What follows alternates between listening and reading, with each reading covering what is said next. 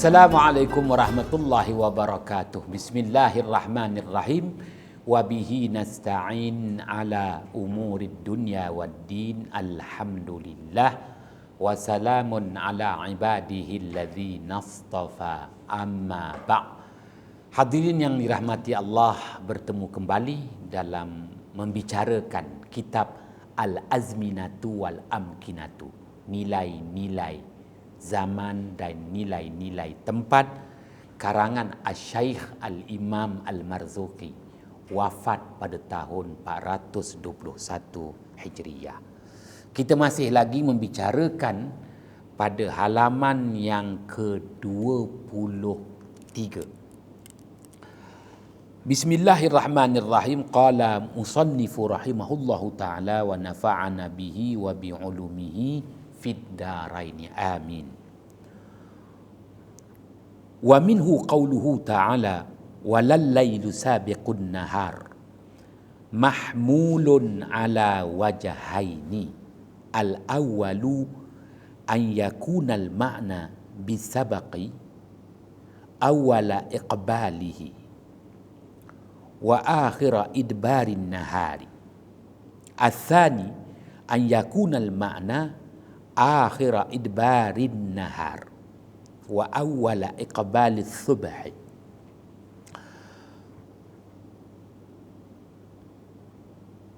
Wa sabaqa al-lailu an-nahara biiqbalihi an yaqbala awwalul laili qabla akhiri idbarin nahari wa hadha ma la yakunu. Artinya dijelaskan oleh Asy-Syaikh Al-Imam Al-Marzuqi dalam menafsirkan lagi potongan daripada firman Allah Subhanahu wa taala ayat 40 surah Yasin. Walal lailu sabiqun nahar. Tiada keperluan malam itu mendahului siang. Boleh diterima dengan dua wajah. Apa yang Allah maksudkan? Yang pertama, bahawa ada dua makna.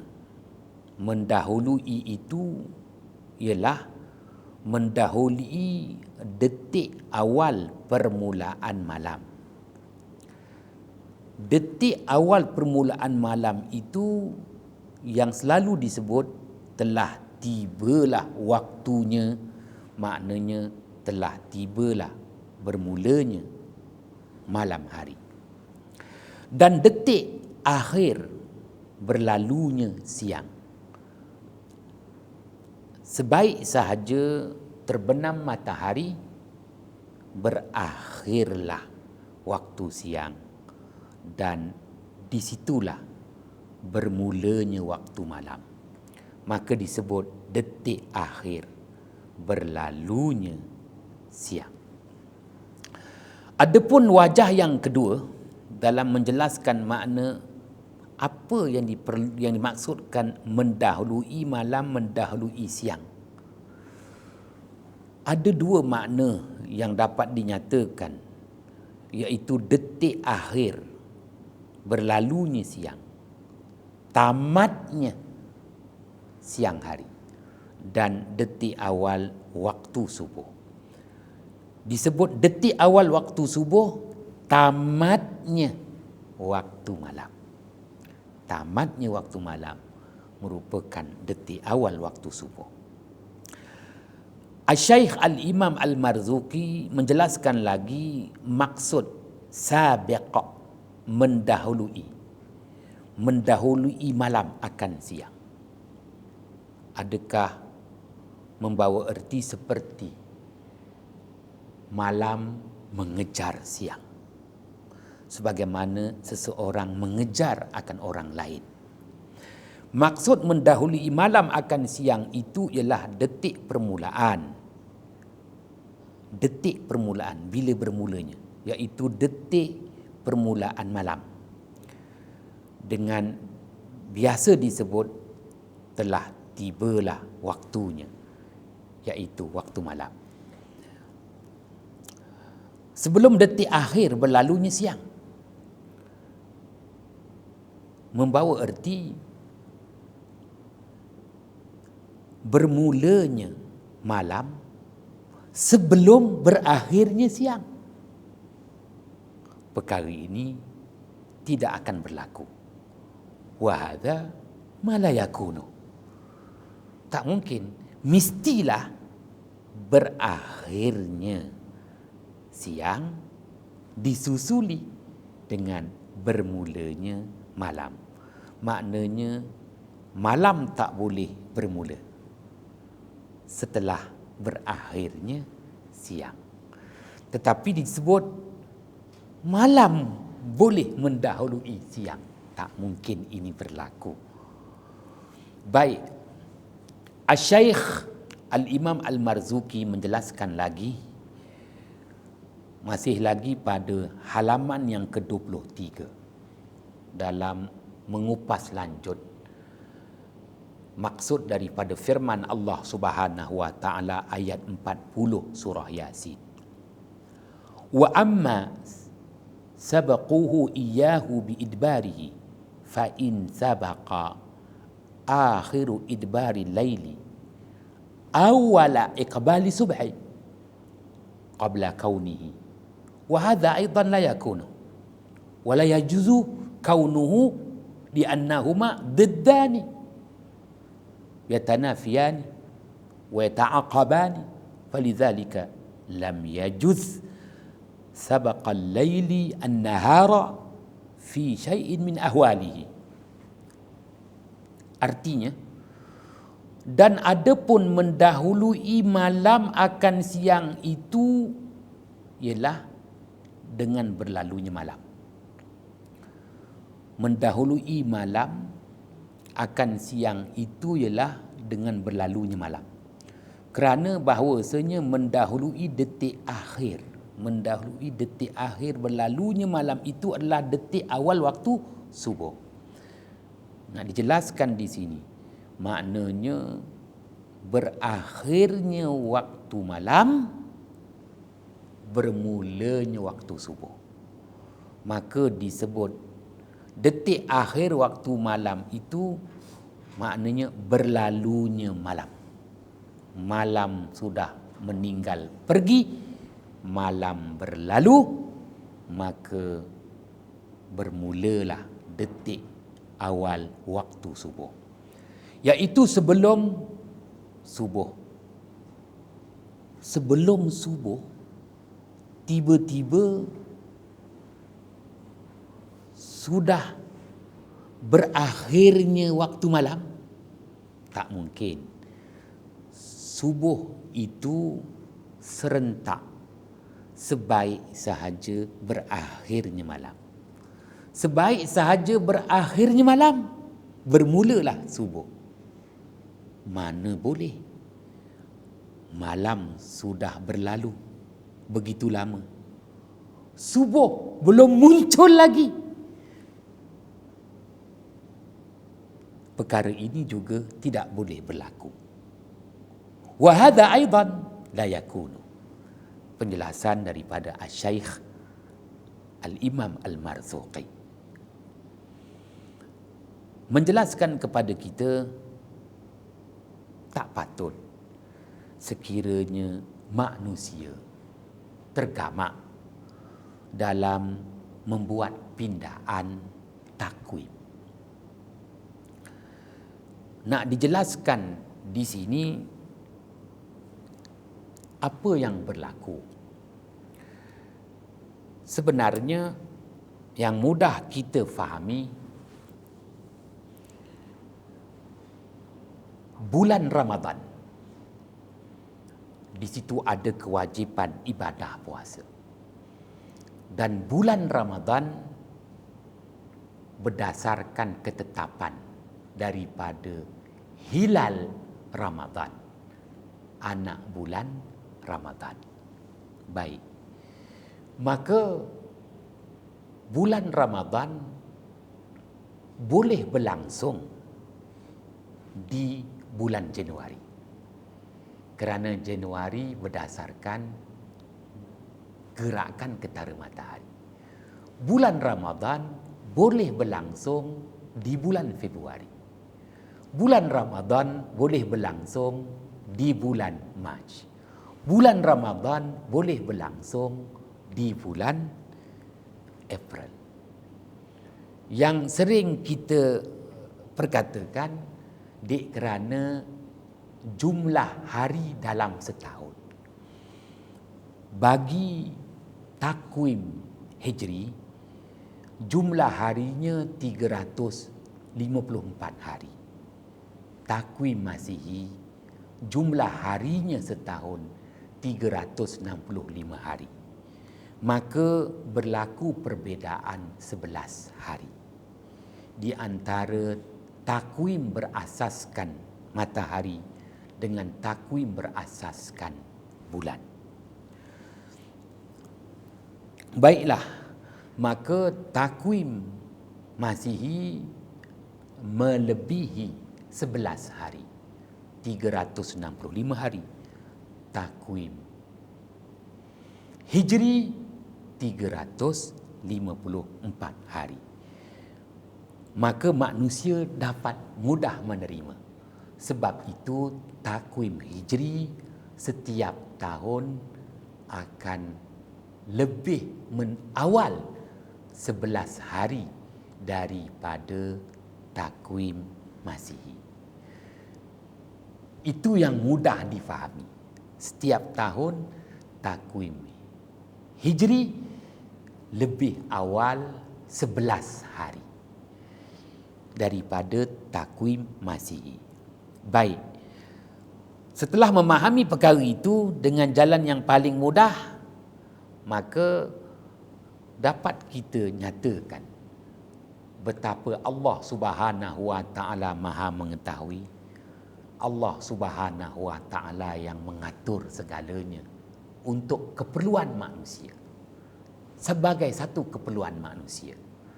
Sebagaimana yang saya nyatakan tadi, bulan Ramadan boleh berlaku di bulan Disember. 3 tahun kemudian, bulan Ramadan jatuh di bulan November. 3 tahun kemudian lagi, 3 tahun lagi ke depan, bulan Ramadan berlaku di bulan Oktober. 3 tahun ke hadapan lagi, bulan Ramadan jatuh di bulan September. Kerana dalam tempoh masa 3 tahun, maka bulan Ramadan telah berganjak sebulan daripada bulan berasaskan matahari, iaitu tahun Masihi. Allah Maha mengetahui. Dengan kata lain, Allah yang menentukan bulan Ramadan boleh berlaku di musim sejuk. Dan ada tahunnya bulan Ramadan berlangsung di musim luruk. Ada tahun-tahunnya bulan Ramadan berlangsung di musim panas. Ada tahun-tahunnya bulan Ramadan berlangsung di musim bunga. Ada tahun-tahunnya bulan Ramadan berlaku di musim sejuk. Maka Allah Maha mengetahui bahawa Allah yang menggilir-gilirkan ibadah puasa Ramadan yang tetap dimulakan di bulan Ramadan, tetapi bulan Ramadan itu boleh berlangsung di musim sejuk, di musim luruh, di musim panas, di musim bunga. Kalau berlaku di musim sejuk, maka tempoh menahan diri daripada makan minum dan apa jua yang membatalkan puasa adalah tempoh yang paling pendek. Sekiranya Ramadan jatuh di musim panas, maka tempoh menahan diri tempoh yang begitu panjang. Allah Maha mengetahui. bagi kita yang hidup di garisan, hidup berdekatan dengan garisan khatulistiwa, kita akan mendapat panjang malam dan panjang siang itu tidak banyak perbezaan, sekadar 30 minit ataupun 1 jam perbezaan kadar panjang malam, kadar panjang siang. Hadirin yang dirahmati Allah, maka dalam hal ini Asy-Syaikh Al-Imam Al-Marzuki melanjutkan lagi perbicaraannya untuk kita betul-betul memahami apa yang Allah maksudkan daripada ayat 40 surah Yasin, dan kita benar-benar bertanggungjawab dalam membina takwim kehidupan. Kita bertanggungjawab dan kita mengetahui apa kepentingan takwim Hijri itu sendiri berbanding dengan takwim Masihi. Bukan nak membedakan, bukan nak membeda-bedakan darjat, tetapi Allah Subhanahu wa taala jelaskan kepada kita betapa takwim Hijri itu dibina dengan dui kalender berdasarkan 2 rujukan jasad langit, matahari dan bulan.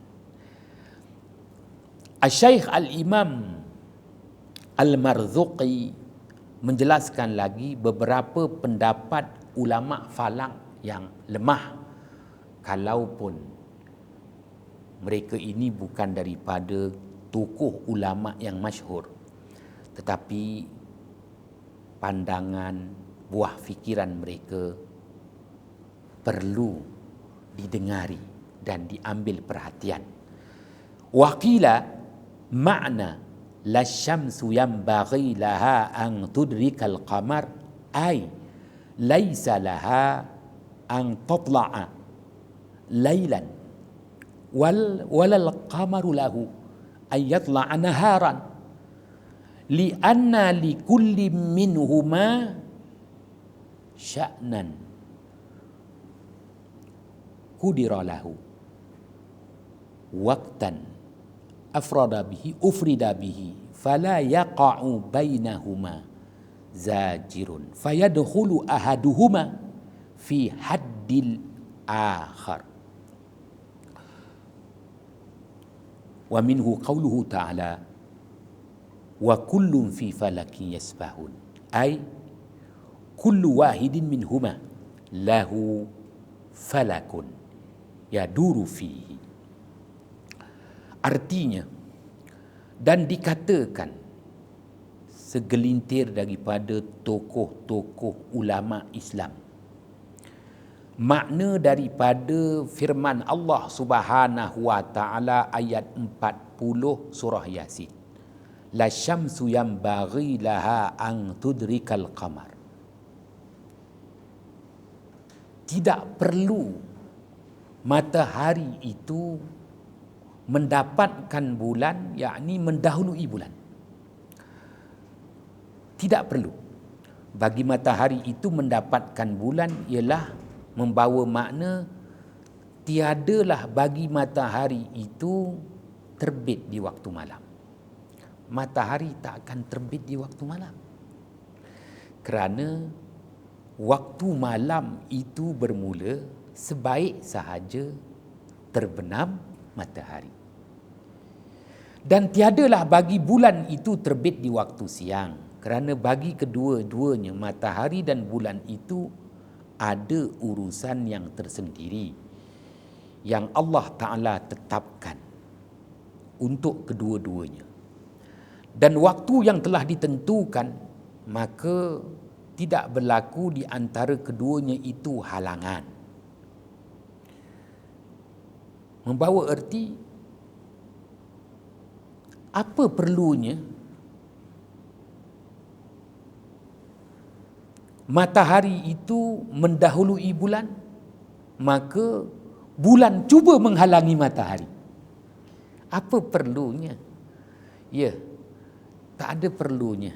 Tidak ada wujudnya persaingan dan halangan. Maka mendahului salah satu daripada keduanya pada kedudukan yang lain. Menjelaskan sebagaimana yang Allah firmankan pada potongan terakhir ayat 40 surah Yasin. Wa kullum fi falakin yasbahun. Dan setiap satu daripada keduanya, matahari dan bulan itu, kedua-duanya beredar pada garis edaran masing-masing. Hadirin yang dirahmati Allah, ayat 40 surah Yasin, Allah Subhanahu wa taala menjelaskan kepada umat manusia yang diberi peluang menjalani hidup di muka bumi ini bahawa bulan dan matahari yang dijadikan rujukan waktu kepada manusia.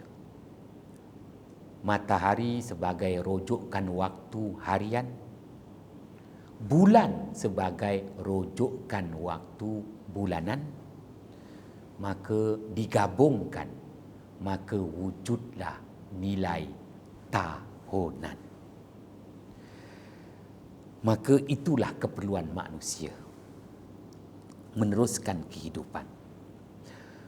Maka di sini Asy-Syaikh Al-Imam Al-Marzuki mengajak kita untuk kita menggunakan ilmu mantik, falsafah dalam kita meletakkan nilai matahari dan nilai bulan. Ya. Oleh itu dalam ilmu mantik, ilmu falsafah, mensabitkan sesuatu zat, maka nak disabitkan sesuatu zat perlu ada di situ meletakkan kategorinya yang disebut nau'un, bahagian mana. Yang kedua, dalam meletakkan status sesuatu zat itu, maka perlu dikenal pasti jenisnya. Dan begitu juga di antara dua zat ada persamaan, ada perbezaan. Barulah kita dapat menghargai dan kita tidak salah guna terhadap diri zat yang Allah Subhanahu wa taala berikan kepada kita. Maka pada ayat 40 surah Yasin, Allah Subhanahu wa taala mendatangkan kepada kita dua zat, dua sifat. Dua zat yang dimaksudkan matahari dan bulan. Dua sifat yang dimaksudkan pula malam dan siang. Allah Subhanahu wa taala datangkan dulu tiga nilai. Pertama, nilai kategori, status dan perbezaan. Oleh itu, apabila kita lihat matahari dan bulan, matahari dan bulan ini dari segi kategorinya, kedua-duanya adalah makhluk Allah yang diletakkan di langit, yang disebut sebagai ajramus samawiyah, jirim-jirim langit. Matahari jirim langit, bulan pun jirim langit. Tak perlu nak peningkan kepala berapa jarak bumi ke matahari, berapa jarak bumi ke bulan. Yang penting kita telah kategorikan matahari merupakan jirim langit, bulan merupakan jirim langit. Kemudian dari segi status, apabila sebut status, ada di situ nilai darjat yang berbeza. Kerana status bagi matahari itu, darjat bagi matahari itu ialah abdiya, matahari sebagai sumber cahaya. Maka cahaya matahari itu merupakan cahaya pancaran. Kerana matahari sumber cahaya. Berbeza dengan bulan.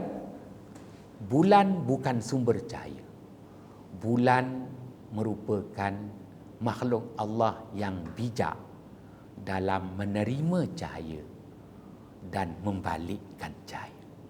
Hebat bulan. Dia bukan sumber cahaya. Dia tak ada sumber. Dia trading saja. Tapi dialah yang kaya. Contoh Singapura. Dia pelabuhan. Dia trading sahaja. Ya, tapi dia lebih kaya daripada Malaysia.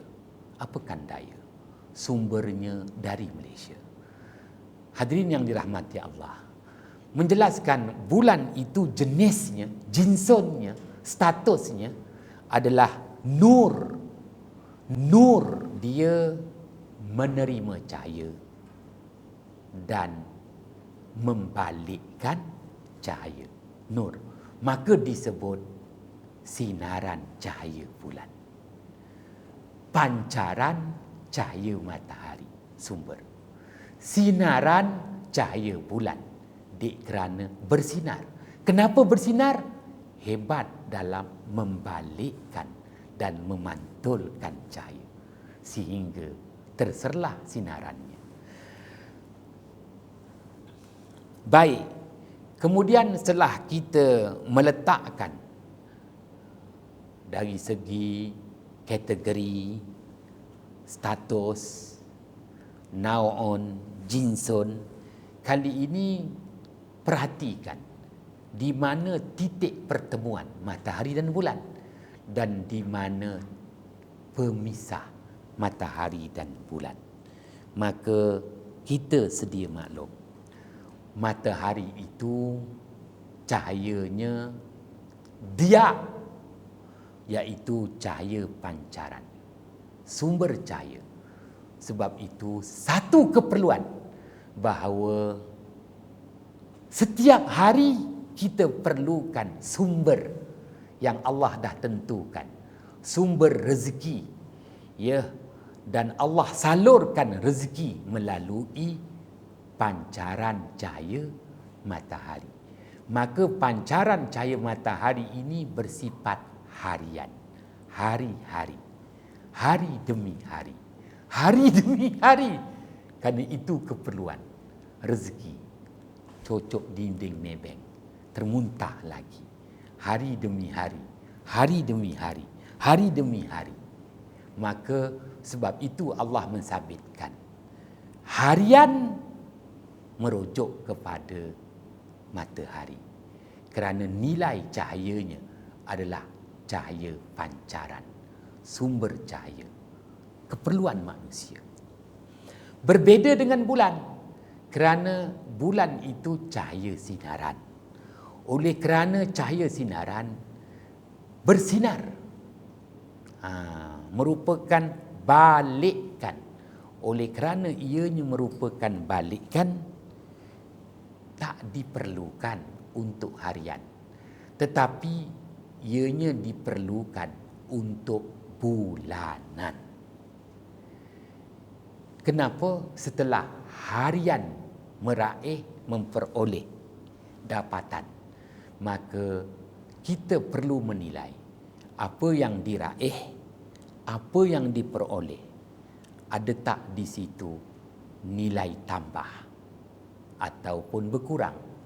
Ada tak di situ nilai tumbuh ataupun mati? Ada tak di situ nilai kembang ataupun al-abtar, terbantut sekerat jalan dalam mempromosikan sambal ikan bilis? Ada tak di situ nilai yang disebut kembang ataupun terus menguncup dan layu? Maka ianya adalah keperluan bulanan, membawa erti keperluan harian matahari, keperluan bulanan si bulan itu sendiri. Allah gabungkan dua jasad, dua jirim langit ini bagi memenuhi keperluan manusia selagi mana manusia menjalani hidup di muka bumi. Hadirin yang dirahmati Allah, menjelaskan kedudukan ini, maka Allah Subhanahu wa taala akhiri ayat 40 surah Yasin itu dengan firman-Nya, wa kullum fi falakin yasbahun. Setiap jasad langit, baik matahari yang paling besar dilihat oleh mata kasar, begitu jua bulan yang agak kecil sedikit berbanding dengan matahari. Kedua-duanya itu beredar pada garis edaran masing-masing. Tiada wujud saingan antara matahari dan bulan. Tak ada satu keperluan matahari mendahului bulan. Tak perlu. Maka yang jelas, matahari ada kelebihannya tersendiri, keistimewaan tersendiri, keutamaannya tersendiri. Begitu juga bulan ada kelebihan, keistimewaan, keutamaan. Inilah yang mudah dijelaskan dalam masyarakat Melayu, bahawa setiap makhluk yang Allah Subhanahu wa taala ciptakan, setiap makhluk itu dilahirkan dengan 3 nilai: